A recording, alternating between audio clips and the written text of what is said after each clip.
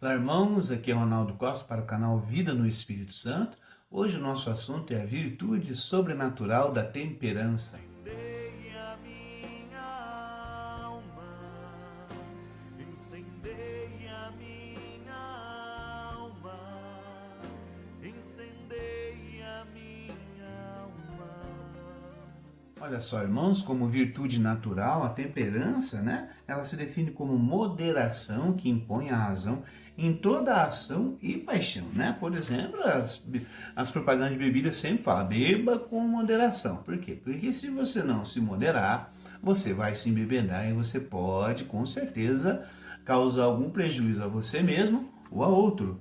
Como virtude sobrenatural, difere um pouco, modera a inclinação aos prazeres sensíveis, especialmente do tato e do gosto, contendo-a dentro dos limites da razão iluminada pela fé, gente? Então, nessa busca da virtude em Cristo, essa busca da vida em Cristo, o Espírito Santo nos faz compreender os desígnios do Criador que ele fez pelo homem. Sem essa ação do Espírito Santo, a razão não é iluminada pela fé. Então veja, quando você está sob a ação do Espírito Santo, esse Espírito Santo lhe dá o discernimento de que a sua vida ela se encontra a verdadeira alegria em Deus. E fazer aquilo que desagrada a Deus não cumpre aquilo pela qual a sua alma foi criada. Essa ação do Espírito Santo ilumina isso. A virtude do Espírito Santo passa também por uma moderação iluminada pela fé. Então não é somente pelo racional, mas é também pela fé, pela vida de fé, aquilo que o Espírito Santo faz dentro do seu coração, São Paulo até atesta isso lá em 1 Coríntios 2,14. Olha que interessante.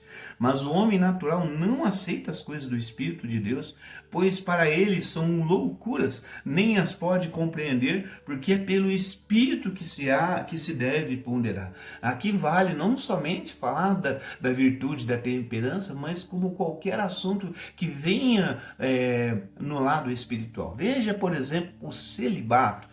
O celibato é alguém que não faz a opção de não se casar e de não ter uma vida sexual. Às vezes nem precisa ser padre ou bispo para isso, Ele vive uma vida celibatária. Quando a pessoa faz essa opinião, faz essa opção, aquelas pessoas que são do mundo e que vivem a luxúria do mundo e que vivem dizendo que, como assim, sem sexo não dá para viver, eu não sei como é que a igreja não acabou ainda com o sacerdócio.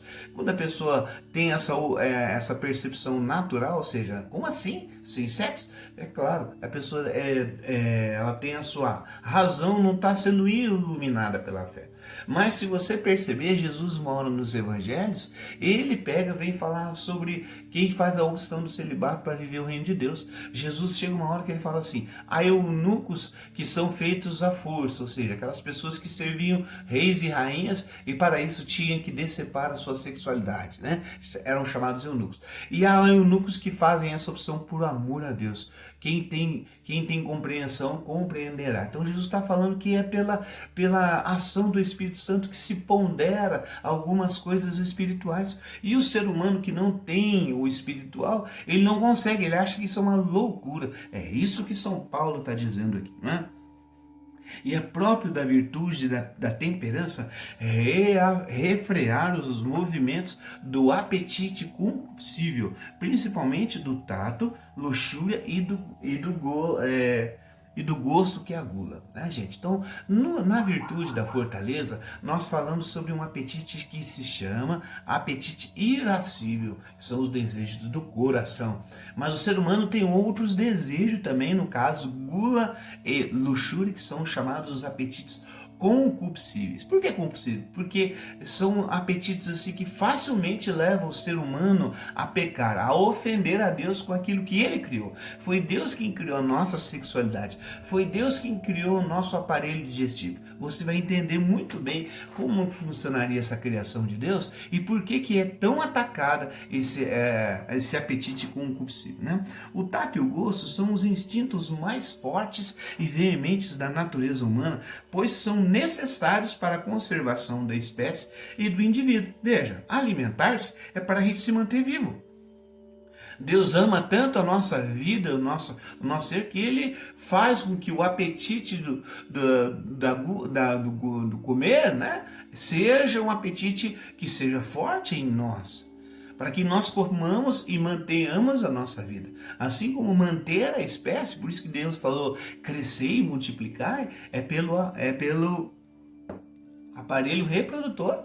É por isso que a luxúria, que é o pecado contra o aparelho reprodutor, é quando você exagera e você não tem limite, é claro que você peca contra Deus. Mas Deus criou esse aparelho para que nós pudéssemos ter ali um prazer na hora que nós fomos criar, nós fomos procriar. Então veja como vai sendo importante compreender essas coisas. Os dois aparelhos que têm mais prazer é porque um é necessário para a conservação do indivíduo e o outro é necessário para a conservação da espécie.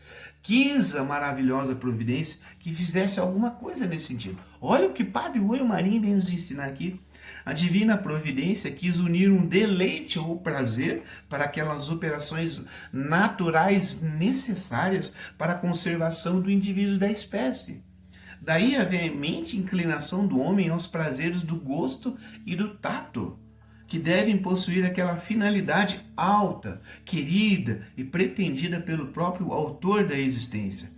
Mas, por brotar da veemência da própria natureza humana, tendem com grande facilidade desgarrar fora do limite do justo e razoável, arrastando o homem para a zona do ilícito e pecaminoso. Você conseguiu compreender, meu irmão? Gostaria muito que nesse vídeo aqui, aquelas compreensões que nós temos ao redor da temperança, sobre o tato e sobre o gosto, pudesse assim ser muito questionado. Nós pudéssemos comentar bastante sobre isso. Mas veja, por causa da nossa conservação do indivíduo e da espécie, Deus, a divina providência quis colocar um deleite e um prazer ali. Só que a providência não quis que isso se desordenasse. É isso que o pecado faz conosco. Ele desordena nós aqui dentro. Eu já disse em outras vezes, nos vídeos dos pecados, vou deixar essa playlist para você, que o pecado ele rompe a nossa comunhão com Deus, rompe a nossa comunhão conosco mesmo. Aqui está um rompimento de comunhão conosco mesmo. É quando a gente não consegue ordenar aquilo que Deus criou em nós, para que louvasse bem dizer-se o nome dele. Não, aquilo que ele criou em nós, que é o gosto e o tato, o aparelho digestivo, quando a gente vai comer e temos prazer em comer, e o aparelho reprodutor, quando nós vamos ter os nossos prazeres sexuais, se desordenam. E por causa que é tão veemente, ou seja, é forte o desejo de se alimentar e se alimentar bem, e é forte o desejo sexual em nós. Só que por que é forte? Porque a providência quis que nós mantêssemos e tivéssemos um deleite nisso. Mas não é para se desordenar. É por isso que o pecado aqui e agora nós precisamos ter essa ação do Espírito Santo para entender isso. Porque sim, o Espírito Santo, nós achamos isso tudo uma grande loucura, que doideira isso. Mas quem é filho de Deus, quem é ovelha do bom pastor, compreende a voz do Senhor que está dizendo aqui. O querer de Deus para a nossa sexualidade e para nosso gosto não é que nós sejamos gulosos demasiadamente e que nós sejamos luxuosos, né? Busquemos a luxúria desordenadamente. E para que nós vamos ter então a virtude da temperança? Para colocar esse limite justo e razoável na vida do cristão. Bom, lembremos dos mandamentos: não pecar contra a castidade, não cobiçar a mulher do próximo. E quantas pessoas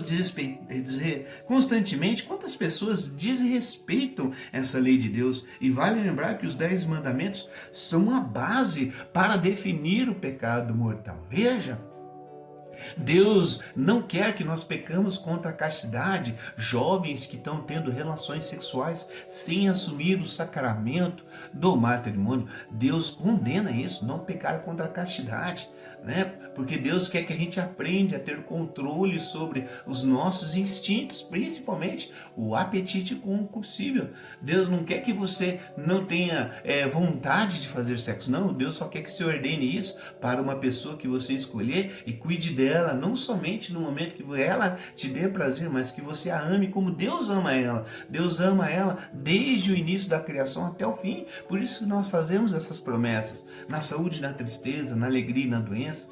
Todos os dias da nossa vida, nós devemos amar como Deus ama. Nós vamos mais para frente falar sobre a virtude da caridade. Mas por causa desses apetites ser tão veemente fortes, né, em nós, seres humanos, o pecado desordena mais aí. E aí nós vamos vendo uma série de juventude e de pessoas casadas que se envolvem erroneamente na vida sexual, desordenadas pela ação do pecado em suas vidas. É preciso que então a virtude da temperança, após um arrependimento, o pecado, venha de tal maneira no coração desse ser humano que ele possa ser capaz de entrar então nos desígnios que o Criador tem para quem quer ser santo, para quem quer seguir Jesus Cristo e estar sobre a virtude da temperança. Recentemente eu vi um jovem que frequenta um grupo de oração e, se não me engano, é também servo do grupo de oração, né? Ele ainda noivo, celebrando e avisando a todos que a noiva está grávida. Isso me entristeceu, por quê? Porque eu sei o que é o pecar contra a castidade. Eu namorei a minha esposa por 5 anos e meio e nós vivemos a castidade, né? Eu tenho um amigo que sabe muito bem da minha história, o quanto que a gente lutou para viver a castidade. Por quê? Porque nós sabíamos, nós entendemos pela ação do Espírito Santo que pecar contra a castidade era pecado mortal, e nem eu queria deixar que a minha esposa fosse para o inferno e nem ela a mim. Mas aí de repente a gente vê jovens de grupo de jovens, de grupo de oração, e às vezes até servo, que não casaram na igreja e infelizmente acabam acontecendo de ter filhos, de estar grávidos e tal. Só que em vez deles perceberem esse erro e de uma certa forma não se vangloriar com isso, pelo contrário, vão pelas redes sociais e celebram isso. Eu fico imaginando, o meu filho tem 15 anos e vai ao grupo. Que testemunho que o meu filho está vendo ali. Então é claro, nesse momento, quando eu vi, eu logo chamei meu filho e falei, tá vendo? Isso aqui não é um exemplo a ser seguido. Não deixe de ir no grupo, não deixe de frequentar a igreja, mas seja um testemunho verdadeiro para o Senhor Jesus Cristo. Não é para julgar essas pessoas, não é para julgar, mas é para ter claro o que é de Deus e o que não é de Deus. Como o pecado cega, nós ofendemos a Deus sem saber, porque o Espírito Santo não encontra espaço no coração para frutificar a virtude da temperança. Olha, irmão, se nós queremos crescer nessa virtude da temperança, é o Espírito Santo que vai nos ajudar. Ele é o guia no nosso cristianismo, na nossa santidade. E o que mais se vê não assume o sacramento do matrimônio, continuam a pecar contra a castidade e somam no contra-testemunho que esfria a autêntica fé. É claro, você já imagina, se de repente num grupo de jovens de 20 pessoas acontece isso com 2, ok? 18 pessoas seguem. Só que esses 2, rapaz, é uma maçã podre, tá dando um contra-testemunho para outro. É preciso que os outros 18, vamos colocar dessa forma, se conscientizem e o líder ou alguém ali deixe claro o que é a vontade de Deus, o que é a vontade de Deus. Porque isso se dissemina. Daqui a pouco está todo mundo fazendo a mesma coisa. Por que, Ronaldo, que isso vai acontecer? Porque o apetite concupiscível é veemente no ser humano. Quando o outro vê que pode e que ele pensa que pode porque o outro fez, ele também vai fazer. E que é isso que acontece muitas vezes em muitos grupos de jovens, que infelizmente essa evangelização, a base da teologia verdadeira, a base de uma verdadeira noção da doutrina da igreja, ela acaba sendo deixada de lado. E quando acontece de precisar ensinar essas coisas, já é um tanto tarde, mas nunca é tarde para a gente retomar o caminho da santidade. Nunca é tarde, É bem-vindo o conselho que São Paulo faz em 1 Coríntios 7,9. Olha que conselho. Mas se não podem guardar a continência, que é a castidade, casem-se. É melhor casar do que abrasar-se, não é? Muito cuidado. Eu tenho, assim, uma preocupação principalmente com os meus filhos. Né? Os filhos dos outros nada a gente pode fazer, mas com os meus filhos a gente vai tentando guiar. Eu sei que isso pode acontecer comigo, eu sei que isso pode acontecer com qualquer um, mas não é por falta de dizer, de orientar, que nós vamos perder os nossos filhos.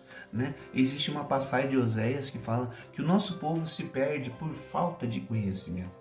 Né? Então, se é por falta de conhecimento, que nós espalhemos essa boa notícia, o porquê dessa doutrina da virtude da temperança. Né? Esse é o papel da virtude sobrenatural da temperança. Ela nos faz usar do prazer para um fim honesto e sobrenatural na forma assinalada por Deus, tá? Então, às vezes você vai perguntar para alguém que não tem a ação do Espírito Santo: olha, irmão, você tem que viver a castidade. Mas por quê? Não, eu faço o que eu quero na minha vida, quem manda na minha vida sou eu. E de fato, quem manda na vida dele é ele, não é Deus. Mas aqueles que são do Senhor, sabe? Eles colocaram a sua vontade, o seu, né, sobre a mão do Senhor. Nós acreditamos naquilo. Quem quer me seguir, renuncie a si mesmo. Tome a sua cruz e me siga. Jesus está falando isso porque ele não ama a gente, quer ver a gente sofrer? Não. Jesus está falando isso porque a palavra dele é verdade, e a verdade é o que o nosso coração anseia. O amor é o que o nosso coração anseia. E as palavras de Deus são em espírito e vida, né? Vimos no tato a luxúria e na gula, no excesso de álcool, café, comidas, vale uma reflexão. São eles, né, o objeto da gula, que nos fazem mal, ou nos falta a abertura à virtude da temperança para refrear e equilibrar, impondo um limite que não se encaminha ao pecado, né? Então, às vezes, eu não posso ver uma lasanha que eu me acabo.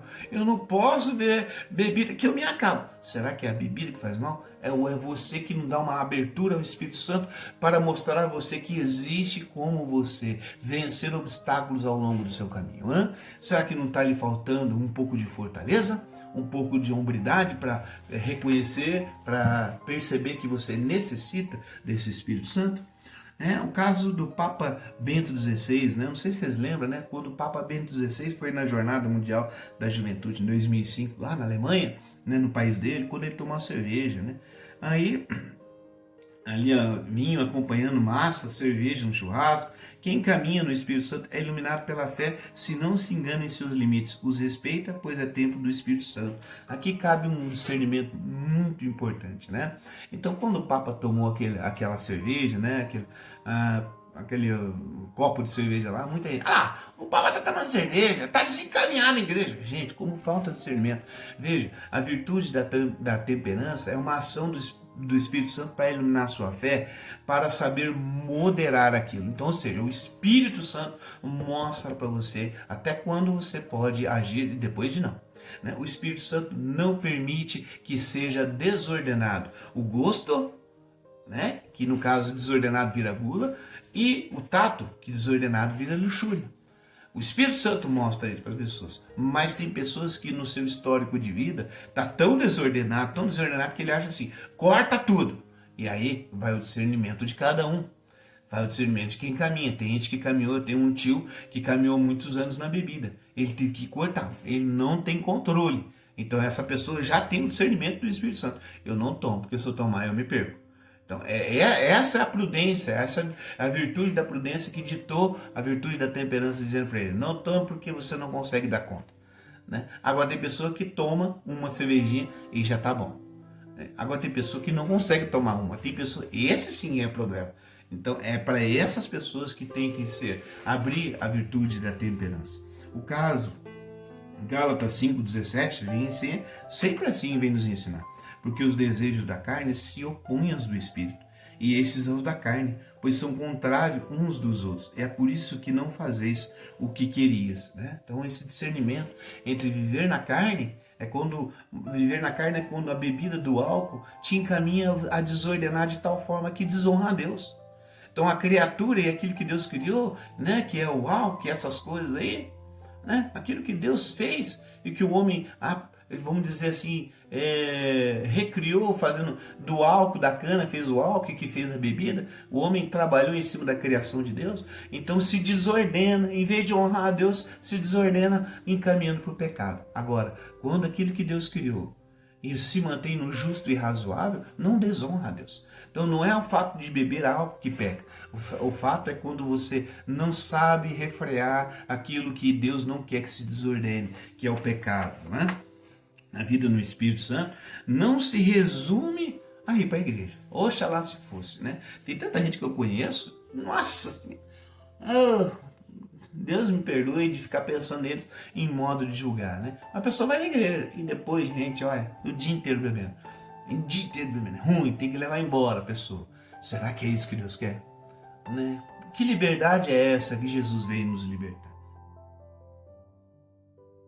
Então, gente, a intemperança manifesta de várias maneiras, desborda os limites da razão da fé no uso dos prazeres do gosto do tato. É o vício mais vergonhoso, pois rebaixa o homem ao nível de bestas e animais e ofusca como nenhum outro as luzes da inteligência humana. Né? Esses dias atrás, gente, olha você ver como é que é, né? Rebaixa as bestas. Tá falando. Esses dias atrás eu fui comprar um sorvete com a minha filha.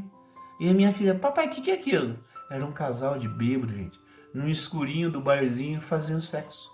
Para você perceber, a minha menininha de 6 anos não sabia o que era aquilo. E aquele atentado ao pudor ao vivo ali. Mas por quê? Tava todo mundo chapado. Não é isso que Deus quer. Não é isso que Deus quer com a nossa sexualidade, não é?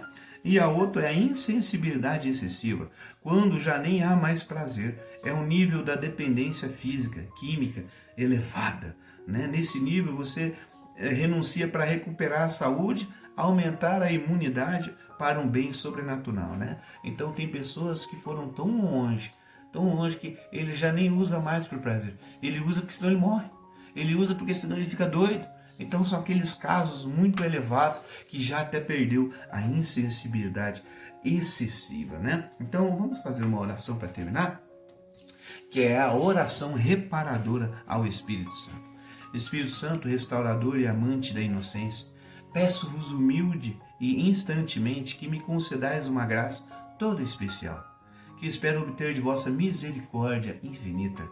Se por meus pecados perdi a inocência batismal, restaurai-a em mim, conferindo-me de novo todo o seu resplendor. Fazei com que antes de morrer repare todos os prejuízos que tive a infelicidade de sofrer por desperdício das graças divinas. Não me deixais morrer antes de alcançar aquele grau de perfeição e santidade a que chegaria se houvesse sempre conservado a graça batismal. Jamais resistido ao vosso amor, sempre cooperando com a vossa graça. Quisera servir-vos em completa inocência e pureza, como fizeram vossos servos e servas mais perfeitos. Perdoai-me também os pecados que o meu próximo cometeu por minha causa. Em vossa grande misericórdia, supri as graças que ele perdeu por minha culpa.